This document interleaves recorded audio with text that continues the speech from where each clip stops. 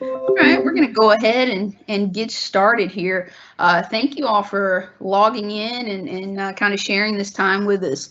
So this is going to be this is our first kind of first generation student orientation that we're doing. We're going to start doing these every semester, and I encourage you guys to just continue to log in. You're going to get some good information here, just things that you want to know moving forward. I'm first.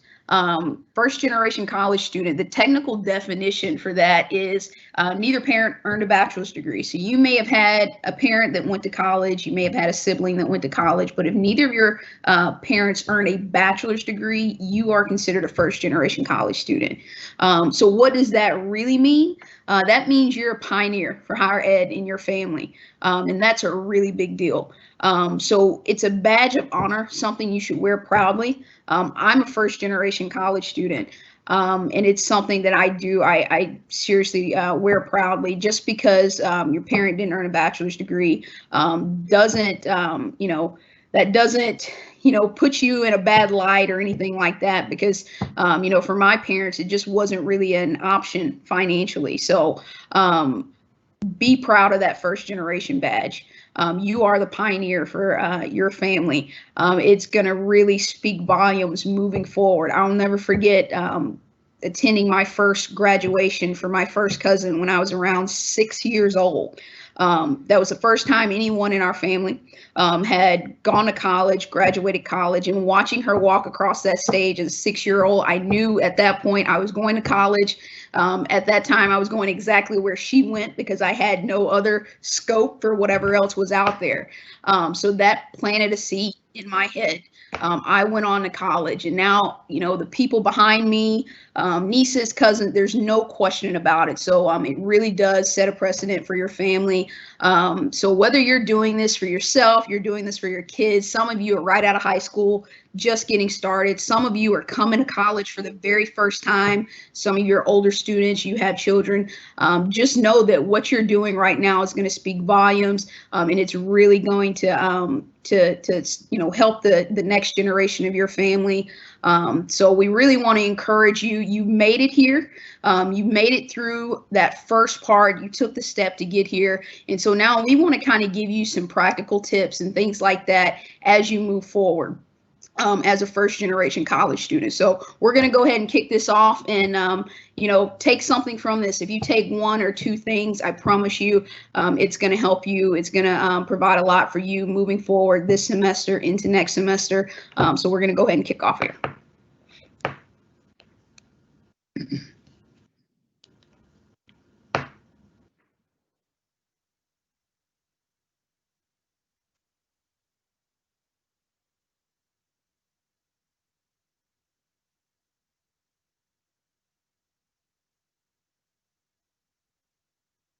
Being first generation means I'm the pioneer of higher education for my family.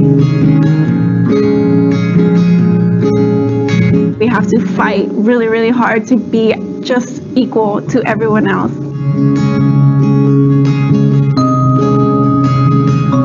People assume that just because you are white or a male or blonde or whatever, you aren't a first generation college student, because I think there's just a really nasty stigma that goes about what that means. Going through the whole school system from the very beginning was hard because you never had help with your homework. I didn't understand my homework. My mom knew less than I did because she didn't even speak the language. They didn't go to college, but that doesn't mean that they're not hard workers. I see them work really hard every day.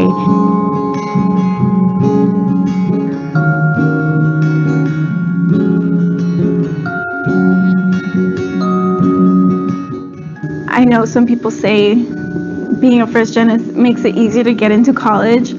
Other people had other resources their whole life that I didn't have. I still had to work probably a lot harder in the 18 years leading up to that moment that I got to check one box, just because I didn't have necessarily the same financial support. Yeah, it can be a struggle, but definitely it's worth it. I'm proud of where I am now to be at this prestigious school. The fact that I was raised the way I was in the situation that I was with my family has given me a more positive outlook and a more appreciative outlook on the opportunities that are available to me.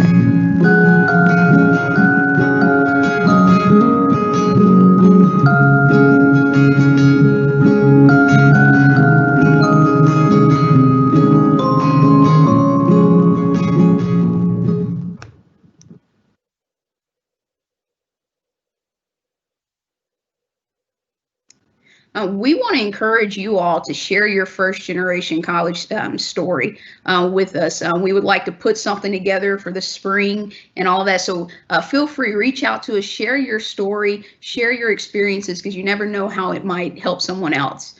And here's Chad Moore.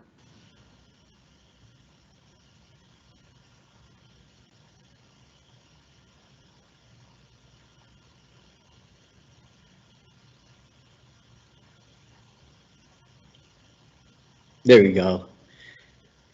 Hey everybody, this is Chad Moore, coordinator of Virtual Services Education Opportunity Center. And I just want to talk very briefly about the program that I'm a part of called the Education Opportunity Center at Texarkana College. And again, I'm going to talk real briefly because Nico has a good presentation. Lance from Student Support Services has a good presentation as well. Lee Williams, director of EOC, also has one. So I'm just going to talk real briefly about what EOC is. So EOC is the Education Opportunity Center. We're a government-funded program. And what we do is we serve out of Texarkana College young adults, 19 or older, or high school graduates. And what we do is we help them every step of the way start at the college of their choice. Now notice I said college of their choice, not just Texarkana College. Now we do help get into Texarkana College as well, but we also help you get into the college of your choice every step of the way. And that includes the first step, which is admissions application. For example, any college in Texas, such as Texarkana College, you need to do an Apply Texas. We help you with that. We help you get in contact with previous high school or institutions of college or a GED center, anything like that, anything to help you get transcripts in order to complete your admissions application. We help you get those transcripts. We help you get those documents as well. We also help with financial aid. Everybody knows about that FAFSA that you have to fill out in order to do financial aid. We'll help you with that application every step of the way. Any tax documents that you need to secure, anything as far as a tax transcript that you have to request straight from the IRS, we'll help you with that. We just help you with everything in order to get you enrolled in the college of your choice. We also go over degree plans as well, which Tanika will definitely go over with you later on. We'll go over degree plans with you. We'll set up a roadmap for you to help you, let you know what you need to complete and how much time it will take to complete a certificate or degree of your choice as well. And not only that, one of the big things that we do is scholarships. We have our own EOC scholarship. Definitely check out our website, www.texarkanacollege.edu/EOC for any upcoming information, not only regarding EOC and our services, but our EOC scholarship as well. And we also help you find other scholarships. So be on the lookout for upcoming scholarship workshops. And that's one of the biggest things that we do. We help scholarships, and not only scholarships, but we also do workshops. We do financial literacy workshops. We have a Thanksgiving on a Budget workshop that we do on Thanksgiving. We do a bingo game regarding financial literacy. You know, we just have workshops that keep you engaged and keep you interested in staying on your path to your goal of higher education. So in order to be a part of this program, you'll need to do an actual application. So the best thing for you to do is to go to www.texarkanacollege.edu/EOC apply, and that'll take you straight to the application. And remember, Education Opportunity Center, we help you every step of the way. We specifically target first generation college students and students that may qualify for some financial aid as well, but we target first generation college students because we want to be there to help you get to the next level. I know a lot of you that are in here, shout out to Philip Parrish. I know he has his lead class in here right now. In order for you to get your associates from the workforce program, to get your associates, you'll need to reapply. We can help you with that. Redo your FAFSA, we can help you with that. After you get your associates, if you want to transfer to another college, we can help you with transfer services every step of the way. So definitely keep us in mind. Feel free to reach out to me, Taniqua, any of us, and be sure to visit our website, texarkanacollege.edu/EOC.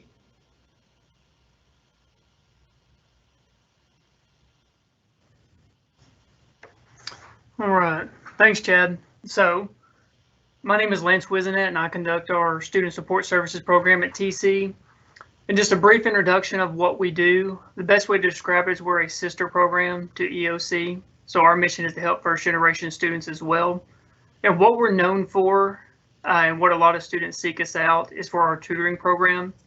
So all of our tutors have obtained a degree, an associate's degree or a bachelor's degree. So they've been through a lot of the classes that you're currently taking, or they've taken something similar, and they can help you throughout that process. Another quick thing about it, then we'll kind of move on here.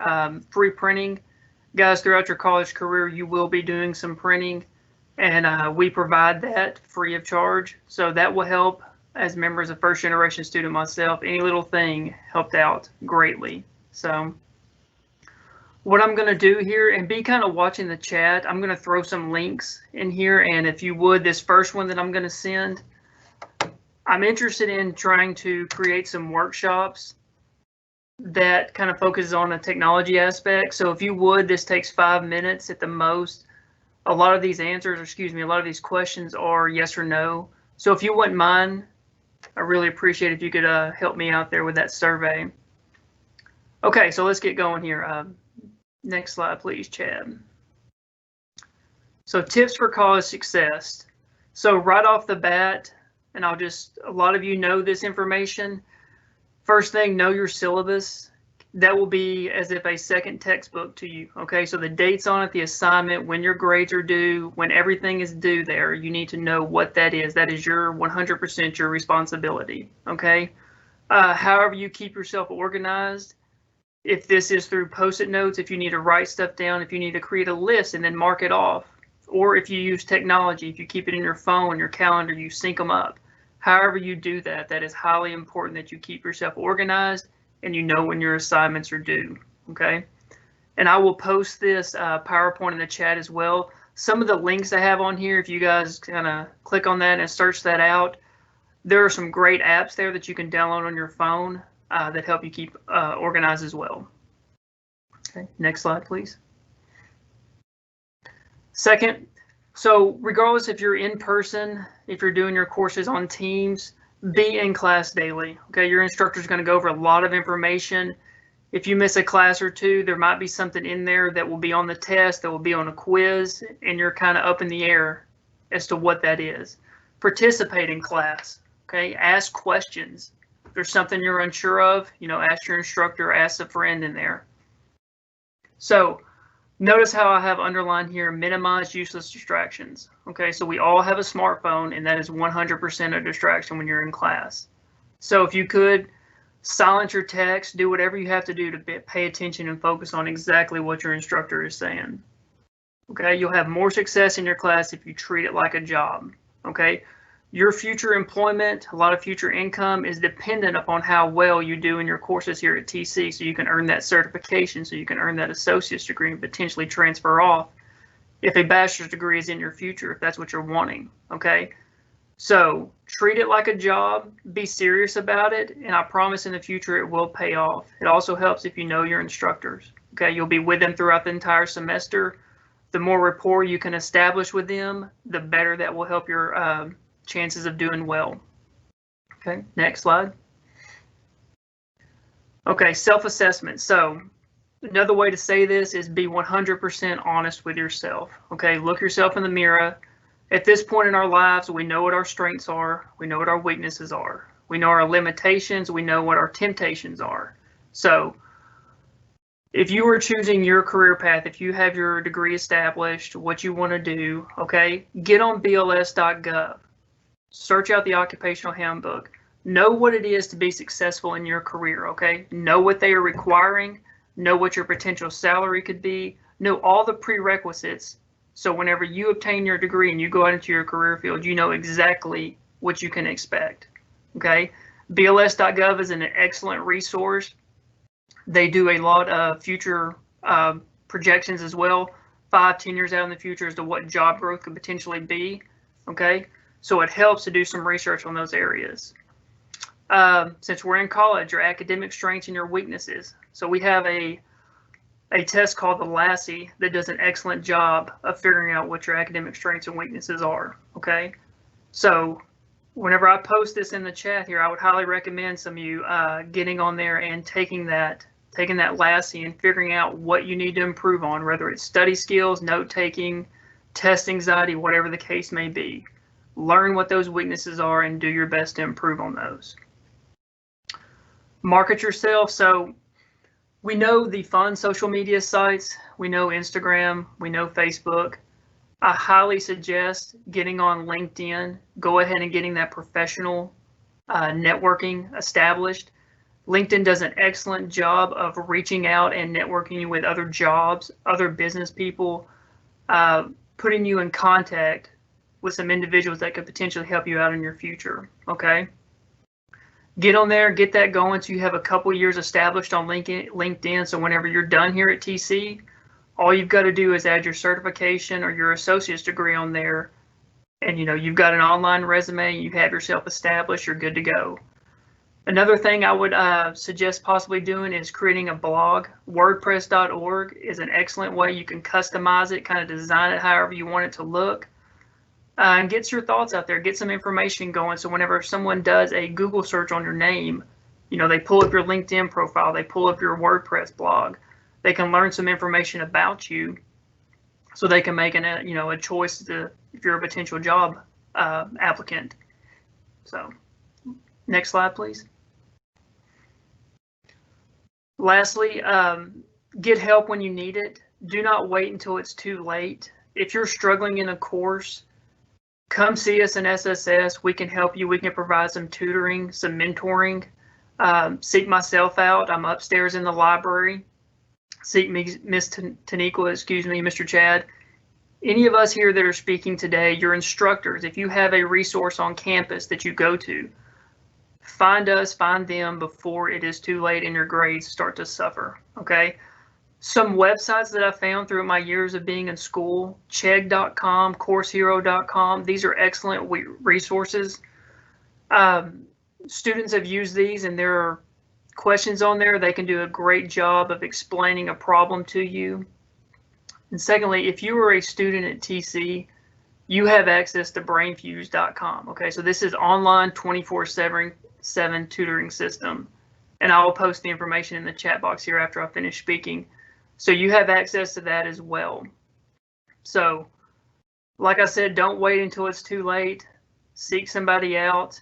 And, if you do these things that we mentioned here, that Ms. Taniqua was going to explain, Mr. Chad's talked about, you will have a great college career. Okay. So best of luck this semester. I appreciate your attention. And I'm going to turn it back over to Ms. Taniqua. Thank you all.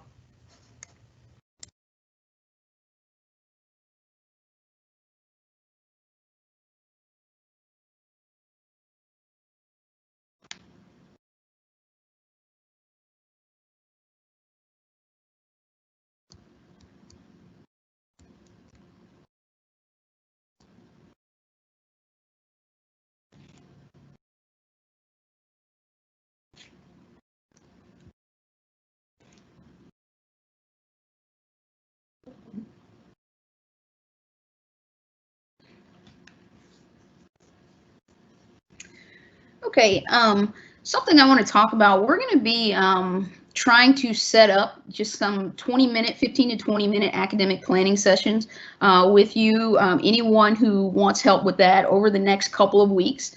Trying to get you prepared to meet with your advisor, your faculty advisor, just helping you to kind of clarify some goals, different things like that, go over degree plans and things just to help you prep for that. And so what I'm going to talk about here in just a second are things that you want to Sit down, truly consider. Again, we can go over some of these things in your academic planning sessions, but these are things you want to be able to take in when you sit down or do a virtual meeting or a phone meeting with your advisor or faculty advisor. So there's things that you just want to really start thinking about. We're also going to talk a little bit about breaking the code and some of those things in higher ed that may be holding you back a little bit right now. But just know at the end, we're going to repeat this, but reach out to us, set up these sessions, like I say, 15 to 20 minutes. We can sit down and just kind of talk about you and your academic plan moving forward. Next slide there.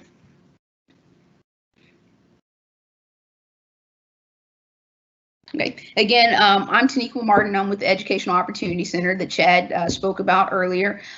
So again, we help you with the enrollment side and also some academic and career planning. So it's kind of what we're going to talk about here. All right, next slide here. All right, breaking the code. As a first generation student myself, there were so many things when I initially got into college that just confused me. I felt like everybody around me kind of knew about these things that I didn't know about. And so it caused a little bit of anxiety. So I want you to really release that anxiety about some of these things. Some of this stuff you will learn as you go. Now, you know, Lance talked a little bit about self-responsibility and things a minute ago. You want to be taking the responsibility to learn some of this because it could, you know, come back to maybe hurt you a little bit. And I'm going to tell you kind of a story of something that happened to me. But some of this you learn as you go, and you learn it as you talk with people, as you meet with your advisors. Far too many students only meet with their advisors once per semester to sign up for classes. You learn these things by meeting on a regular basis, setting that up to really talk about your future plans, you know, how far you're looking to go, all of those things. You learn that along the way. But I really want to release your anxiety about some of those things that might be holding you back. As a first generation college student, again, when I was on campus, it was like everybody else knew this code that I didn't quite know. You know, I've been working in higher ed for a little over 8 years now total. I have a master's degree in business, and I just completed a master's in education 2 years ago. When I began taking that, going for my master's in education, I enrolled in 3 graduate classes. Now, once you get to that point of going to graduate school, I'm going to tell you, enrolling in 3 classes in graduate school is not smart. It's not smart at all. The max you should be taking is probably 2 classes, but I was ambitious and I wanted to get out of there as soon as possible. But again, first gen mistake there.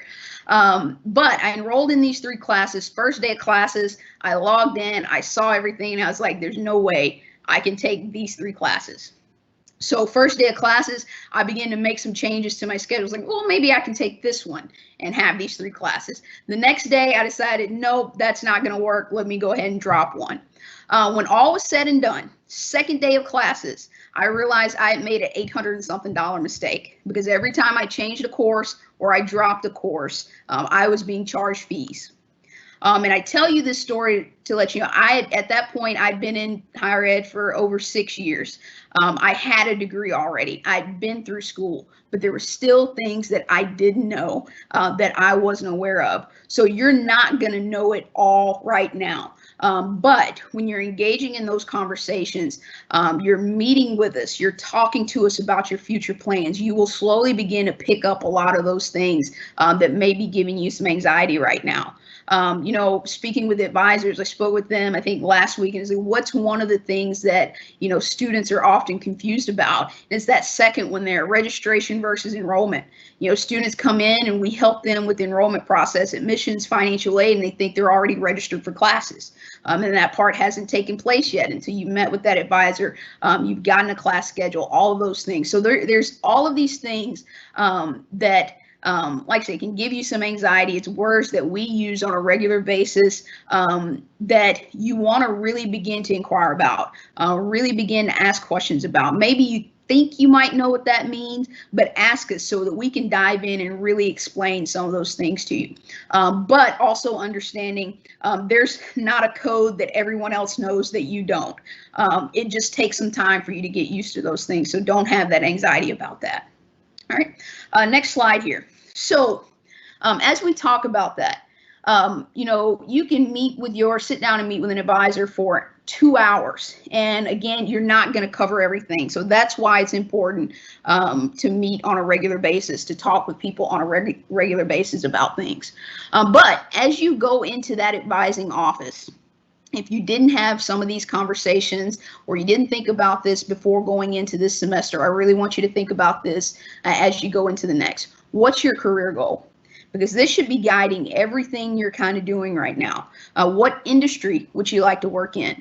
What opportunities are available within that industry? Lance mentioned the Bureau of Labor Statistics a minute ago. Great place to go to find out the job outlook in that industry, different, you know, routes you can take. Oftentimes, you know, we work with students who may be a business major or something like that, and you ask, you know, what's your ultimate goal? And they say, I just want to work in an office. There's so many different routes you can go with a business degree or just a general studies degree. One of the things you're going to find if you were to get on Indeed.com right now, or even LinkedIn that Lance talked about a minute ago, and you look for education requirements, a lot of times there's no specific path that they want to see. They just want to see that you've got that bachelor's degree. Maybe it's an associate's degree, because that shows that you have the ability to start something, complete it. Sometimes, you know, that's the case. You may take a business degree. My background, my first degree was in economics. I'm working nowhere near economics right now. But you want to try to really tailor your career goal if possible. What's your desired working title? What type of salary are you hoping for? Are you looking for a job or just a career? There's a huge difference between that. And then most importantly, as you go into these meetings, what level of education does it take to get there? And that's why you really want to clarify this up front. If you're wanting to be a counselor, then you've got to make sure you're looking past the associate's degree. You don't want to just get your degree in behavioral science. You have to be looking past that. And so we have to be planning for that so that when it's time to transfer on, that you're ready for that. All right, next slide there. Okay, so what does it take to get there? So degree attainment. So some of you, I know Philip Parrish's class is in here. Some of you are probably working on your technical certificate right now. So typically going to be 42 hours there. As you're moving on to your associate's degree, 60 credit hours. Then your bachelor's degree is at that 120. So finishing your first 2 years to associates and going on to your bachelor's degree. So you want to know this up front. You know, how many hours is it going to take me to get there? So what's the time frame look like? And we're going to go over that here, you know, stronger in just a minute. All right, next slide there. So what's your immediate goal? Again, technical certificate. So if you're in auto body, welding, culinary, something like that, your immediate goal right now is your technical certificate. Are you looking to go for your associate? Start thinking about that, because there's testing requirements involved there. So you might want to start thinking, because that's something you can start preparing for early. Is it the associate's degree? So if you're just starting out here, that's as far as you can go here at TC, but you need to be thinking forward towards that transferring to a university if that's your goal, because you want to make sure those classes you're taking right now are going to line up. And you're going to be able to transfer seamlessly in without losing time, because in higher ed, time is money. So if you're losing time, you're losing money as well. So what's your immediate goal? What do you want to do now? And then let's begin looking towards the future. All right, next slide. Okay. So in order to get there, if you're working on your associates right now, your major, you're going to be taking about 18 credit hours within your major. So if you're business, about 18 credit hours of business focused classes. If you're behavioral science, psychology area, you're going to be taking 18 credit hours in that particular area.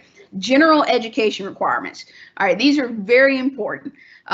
We get calls or people come in the office so many times about these general ed requirements, and it's like, why am I taking this? This has nothing to do with what I'm trying to do. These are as equal as important as your major requirements. So your general eds, those are your, you know, general psychology, your histories, your math, all of those things. And a lot of this is some of your what we call liberal arts curriculum.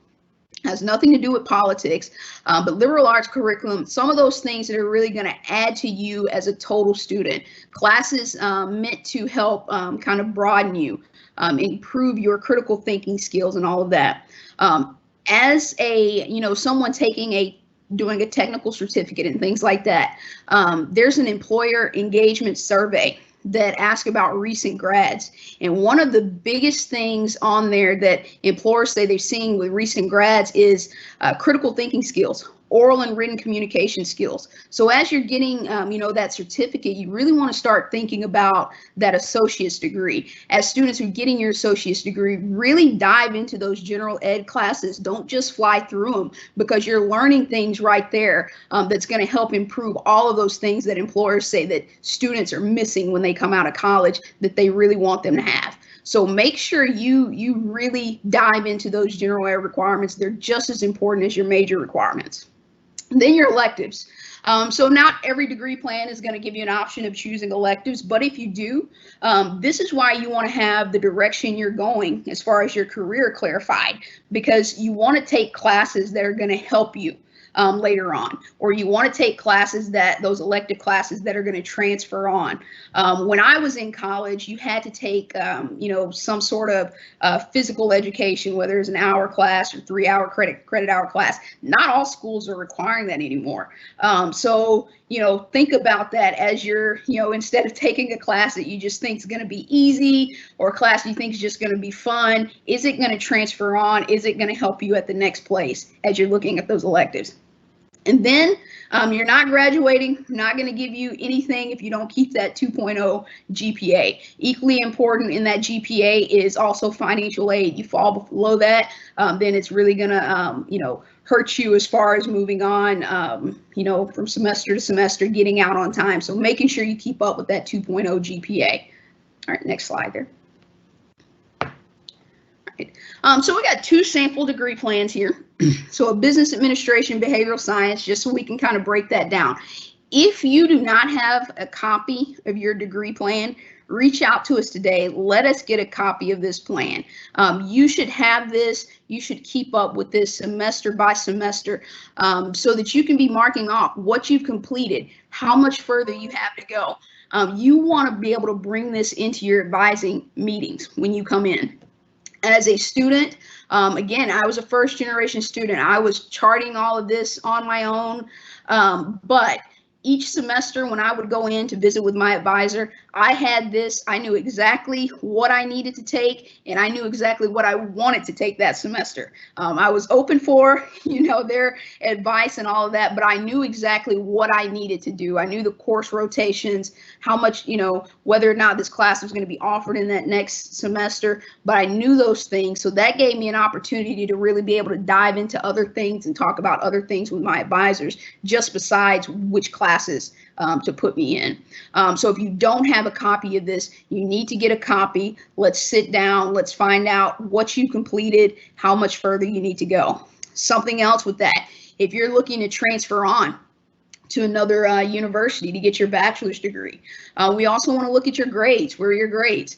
Now, we never want you, we want A's and B's as much as possible. A D is passing, but a D might not be transferable. So it might be a class that you have to retake in order to get your GPA up. So we want to be looking at those things, because you don't want that to be something that hits you in that final semester, and then it's preventing you from kind of moving forward to the next school. So if you don't have this plan, come by and get it. Let us print one out for you. Let's find out where you are. All right, next slide here. All right. So final slide on this part, how do you get there? How do you graduate on time? How do we get you in and out? And again, time is money, so we want to get you in and out as soon as we can. Whether you are full-time and part-time is going to be a very personal thing. It's going to be different for everyone.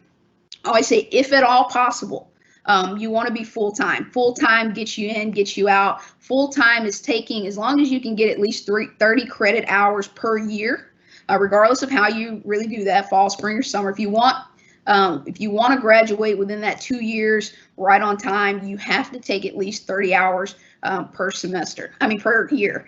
So that moves the needle to graduation. term that we like to talk about in higher ed is retention. So retention is really just getting you back here year after year. Retention really doesn't do much for you if you're not moving the needle towards graduation. So that's persistence, and it's a very personal thing for students. So persisting to graduation is actually moving the needle. So if you're coming back year after year, but you're not getting those 30 hours, then it's not really doing as much for you. We want to make sure you're moving forward. So again, if at all possible, be full-time.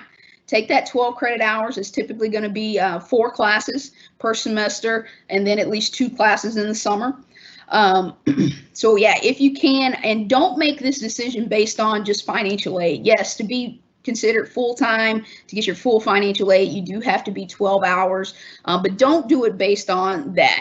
If you take less than that, there's a chance you'll still have enough money to pay for your tuition and fees. You want to do it because you're persisting towards graduation.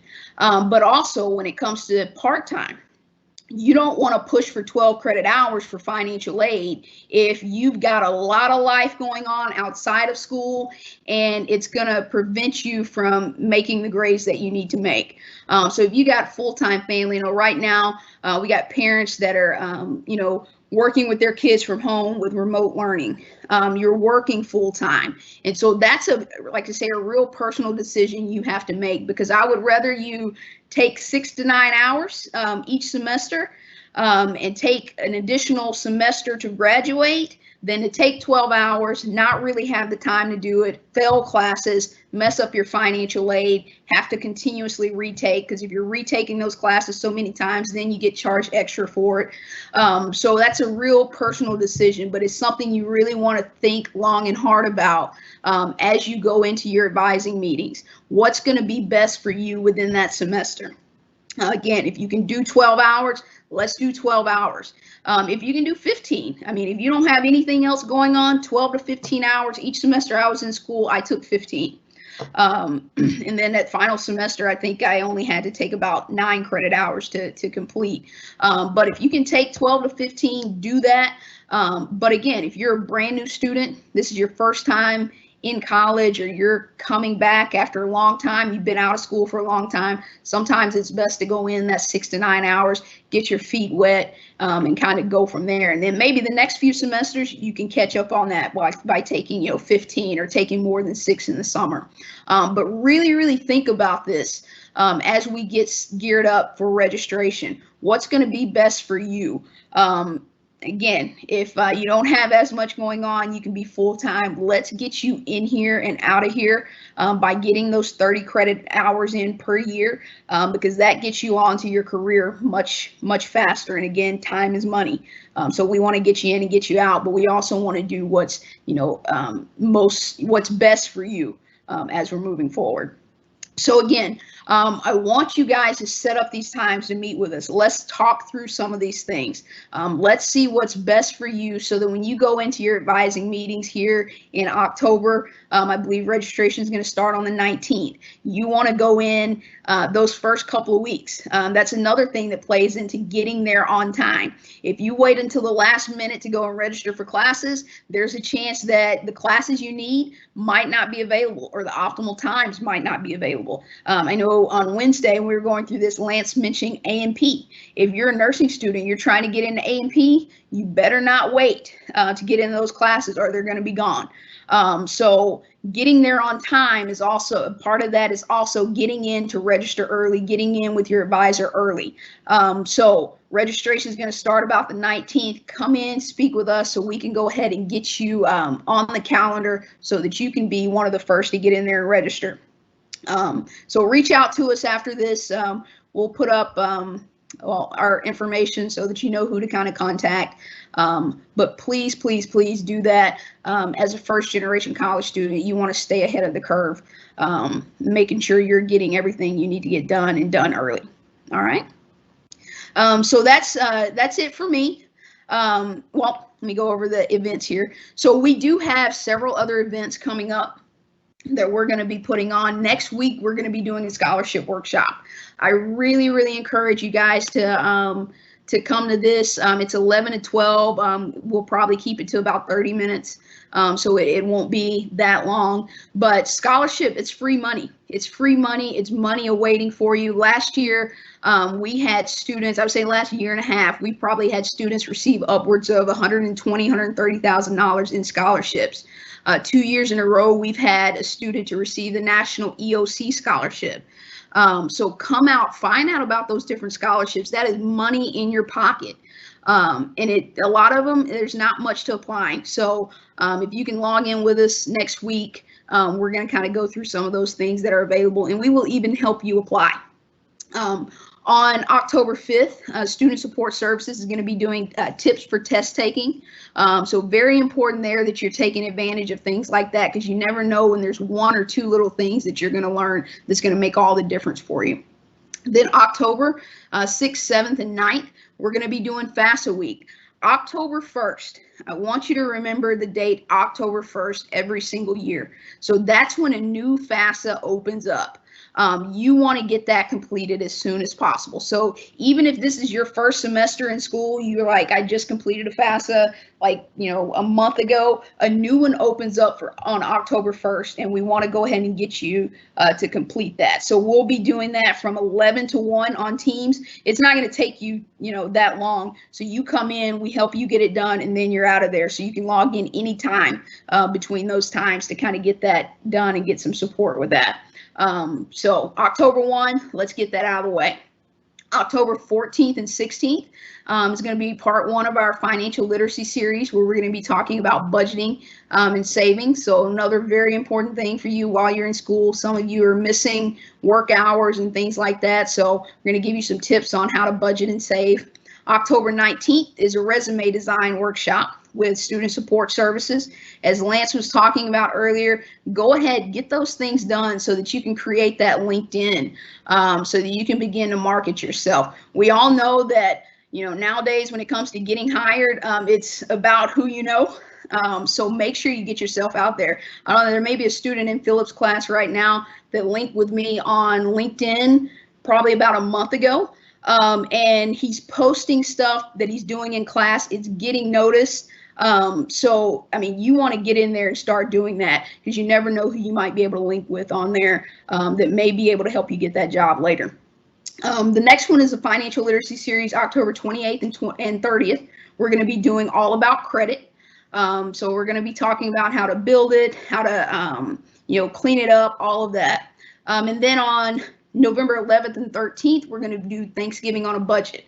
So we're going to teach you how to, plan for Thanksgiving just on a nice budget there. The holidays are really hard for most people. A lot of us spend more money than what we have. So learning to do it on a budget. You're going to notice that each of these workshops have 2 dates. You can attend either one. You don't have to attend both. It's going to be the same information. So please, please, please join us for those. Learn what you can learn and take what you can take from that.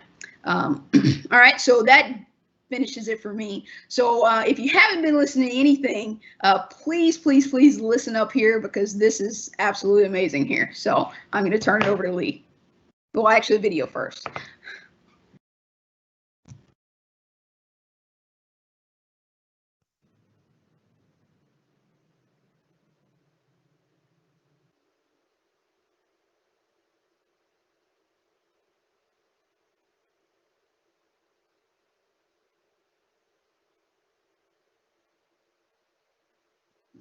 I am first generation.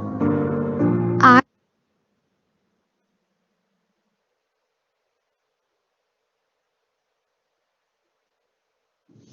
am first generation. I am first generation. I am first generation. I am first generation.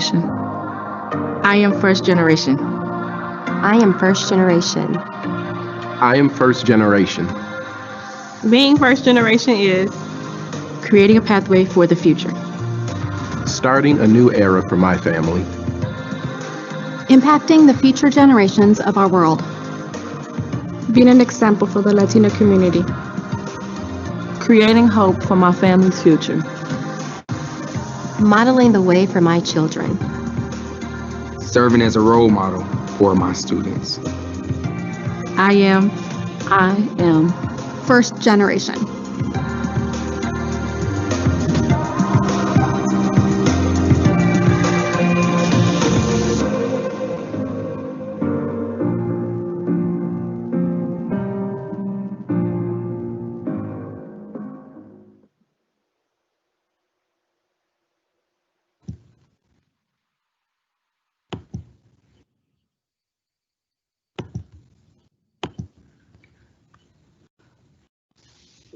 All right, I hope everybody's doing good. I've really enjoyed this whole entire presentation, this whole entire initiative for first generation students. And so I'm just excited for you, and I'm excited for all of the opportunities that we have for our TC students, even as it relates to getting information as we kind of like move forward and navigate this together. I just want to kind of wrap everything up and just kind of talk about the importance of how we'll all make it. And you notice it's we'll all make it. We'll all get to the very end.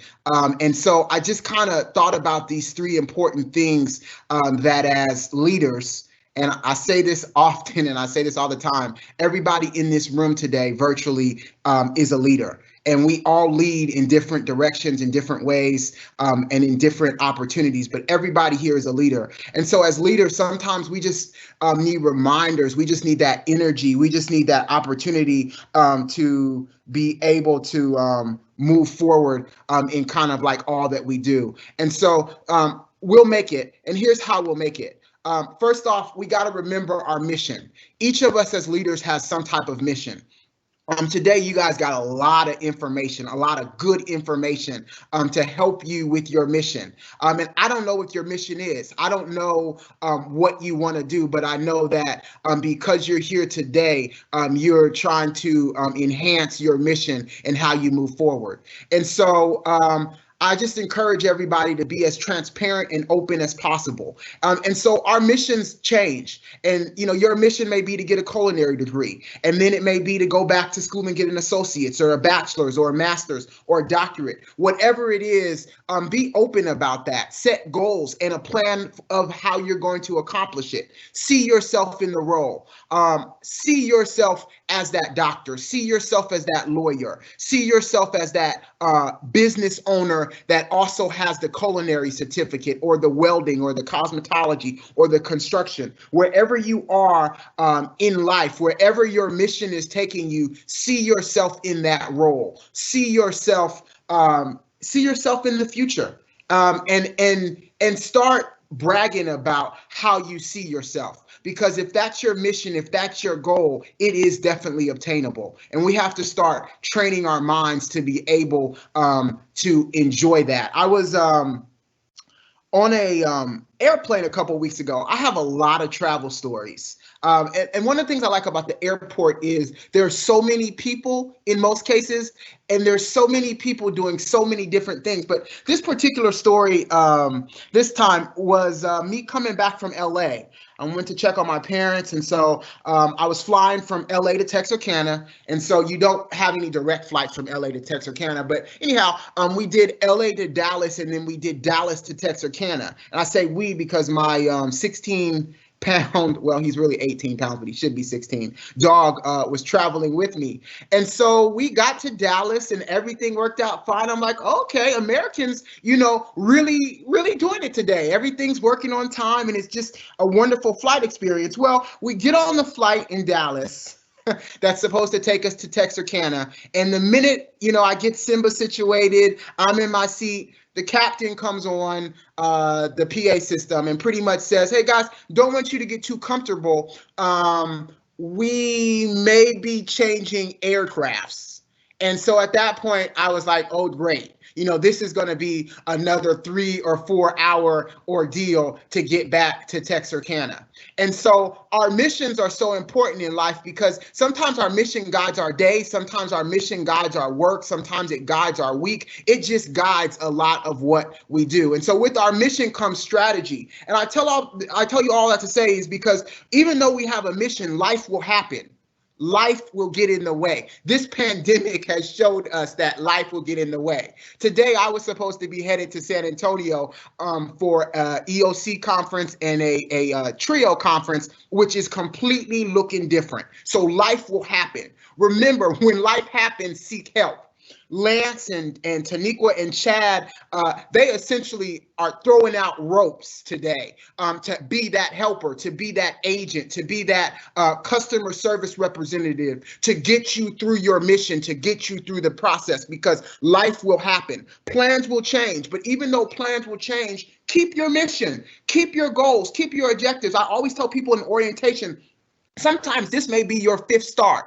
And it doesn't matter that it's your 5th start. What matters is that you're sitting here today and that you're still on the mission of getting that culinary degree. You still want construction. You still want criminal justice. You're still wanting to be that business owner. Whatever your mission is, plans will change, but keep the focus and understand the urgency is now.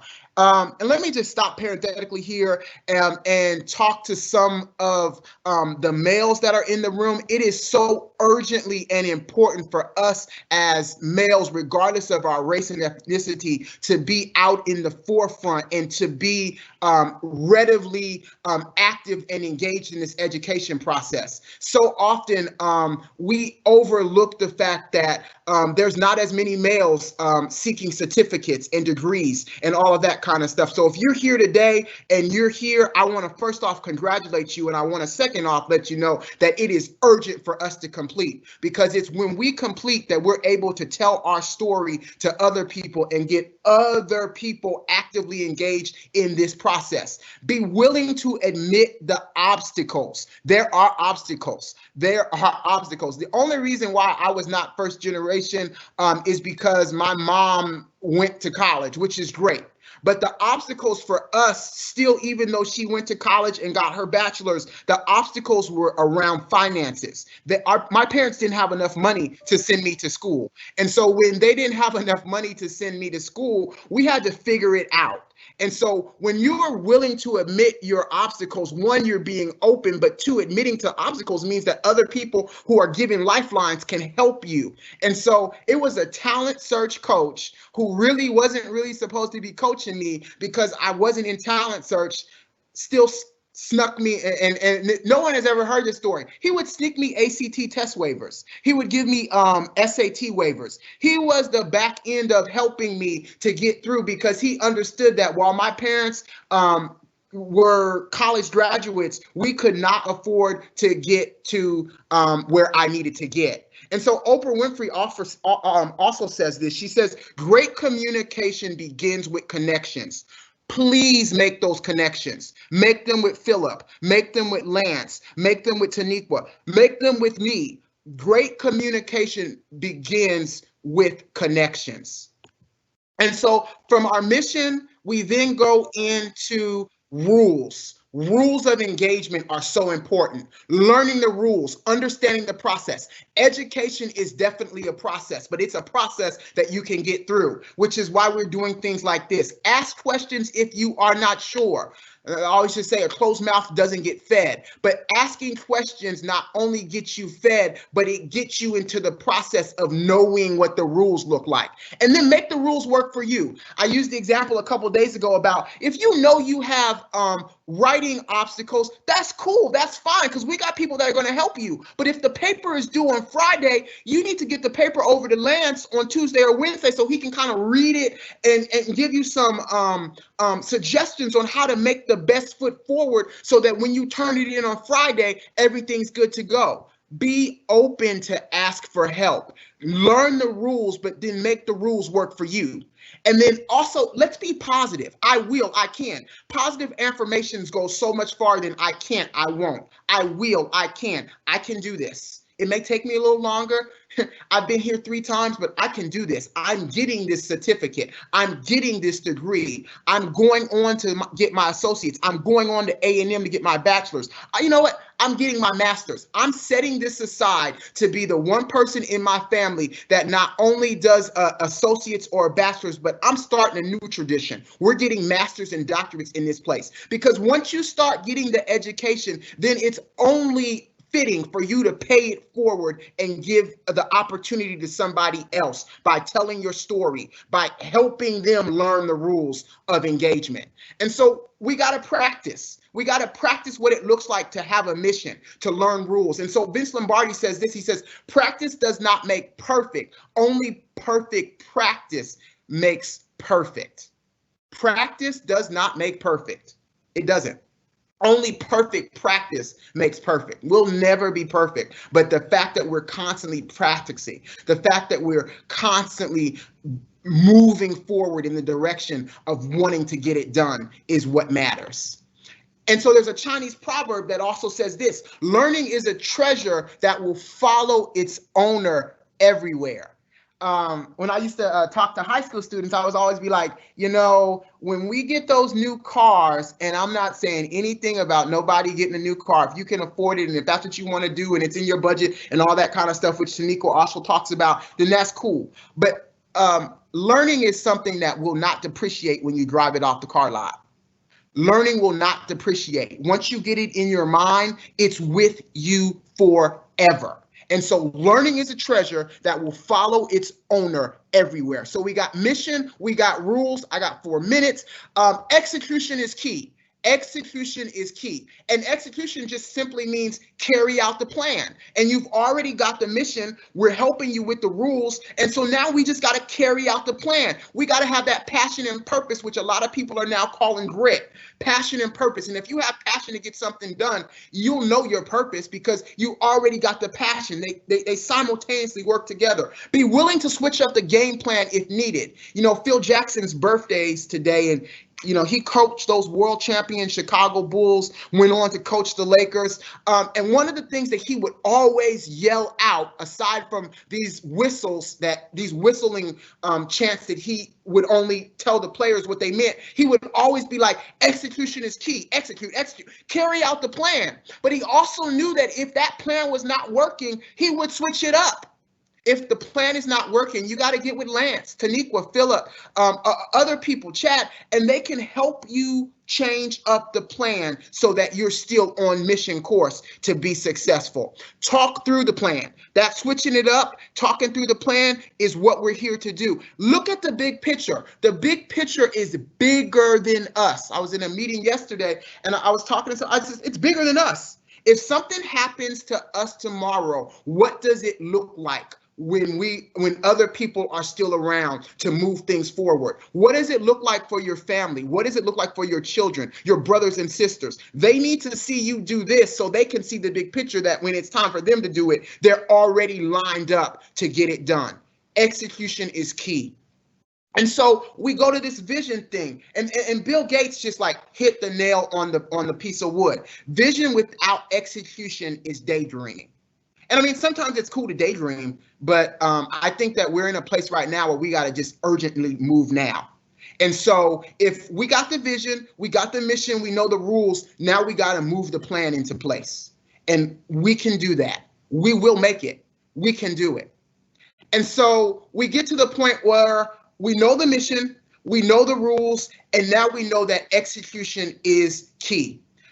And I know my audience, I knew you guys are here and you're like, okay, yeah, we'll make it. I know mission, rules, execution is key, but whatever happened to you at the airport getting from Dallas to Texarkana? Glad you asked. So on the airplane, captain comes on, he's like, yo, we got to change planes. I just don't feel comfortable. Glad he didn't feel comfortable taking us on a plane, first off, that he didn't feel comfortable flying. And so this captain was mission oriented. His mission was to get us in Texarkana by 6 o'clock. That was his mission. And so because he had a mission, because he knew the rules, he had already called the tower, and the tower had already connected him with the American Airlines Operations Center, which had already found another plane, which just so happened to be at the next gate. And so he was already working his plan. He was already working his mission. He knew the rules, and it was executed by one, having us all orderly get off the plane, and they immediately boarded us onto the next plane. So we made it back to Texarkana at 6 o'clock because that captain, he said, we'll make it there. And he knew his mission. He knew the rules, and he knew that in order to get the rules and the mission together, he then had to execute the plan, which he did. I'm excited for y'all. I know we'll make it. I can't wait to see everybody at graduation, whether or not it's this fall, next fall, whenever it is for you. You're going to make it because you got a mission. We're helping you with the rules, and all we got to do next is get the movement in place to make sure that you're executing the plan. That's it. That's all I got. Taniqua? All right. Thank you, Lee. I really hope you guys took something from this today. Like I say, it's just finding those little bitty nuggets everywhere you go that's really going to help to move you forward. So you guys are going to receive an email from me probably within the next 30 minutes or so. Encourage you to go ahead, fill out our EOC form or update it, just so you can continue to get information about the different workshops and everything that's out there. Again, scholarship workshop next week. There's a lot of different scholarships out there. For those of you in certificate programs, there's automotive, there's HVAC. A student within the HVAC program, I think 2 semesters ago, received one of these. There's culinary, there's for business degrees, a little bit of everything. So make sure you, respond to that you'll get later on this evening. RSVP, let us know you're coming. Only going to be about 30 minutes, but really take advantage of that. But be looking out for those emails. And thank you all for coming.